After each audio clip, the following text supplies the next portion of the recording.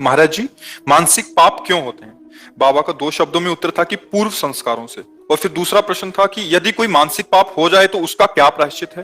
तो बाबा ने उत्तर दिया, सच्चे मन से पश्चाताप करें और भगवत नाम जप करें।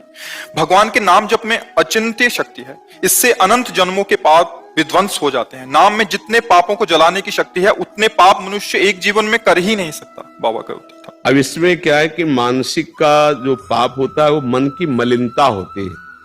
जैसे भक्तों का मन भगवान का ही चिंतन करेगा, उनके रूप की, उनकी लीला की, उनके नाम की, उनकी बातों का।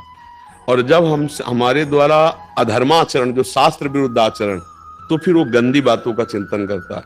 और जब गंदी बातों का चिंतन करता है तो वही दूसरों पर आरोप लगाने लगता है। जो हमारा मन गंदा होता है ना, तो हमारा मानसिक पाप बनने लगता है। जो हमारा चिंतन होता है, जैसे पूज्य है कोई जिसके हमको रक्षा करनी चाहिए, चरण छूने चाहिए, जैसे बहन है या और भी कोई पूज्य संबंध है, अगर हमारा काम चिंतन गाढ़ है तो चूकेगा नहीं। मन भले शरीर से ना हो, पर मन वो गलत भावना कर बैठेगा।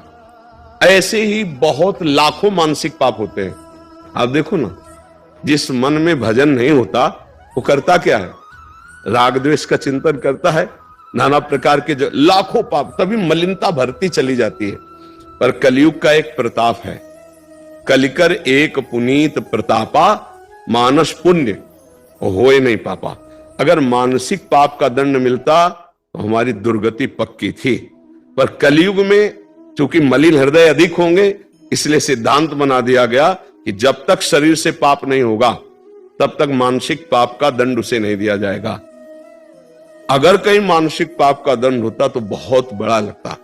तो हमारे मानसिक पाप बने ही ना, क्योंकि मानसिक चिंतन कलयुगी प्राणी उसे रोक नहीं सकता, क्रिया में उतार देगा, क्योंकि उसमें क्षमता नहीं है।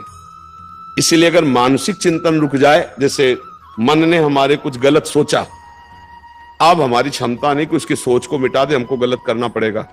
वो हमको विवश कर देगा, वो हमें पागल बना देगा। कोआ मदांधो मदना तुरुआ, जहां कामना प्रबल हुई तो आदमी पागल हो जाता है। बाद में वो खुद सोचता है, ग्लानि करता है, यार मुझे नहीं करना चाहिए, ऐसा क्यों हो गया।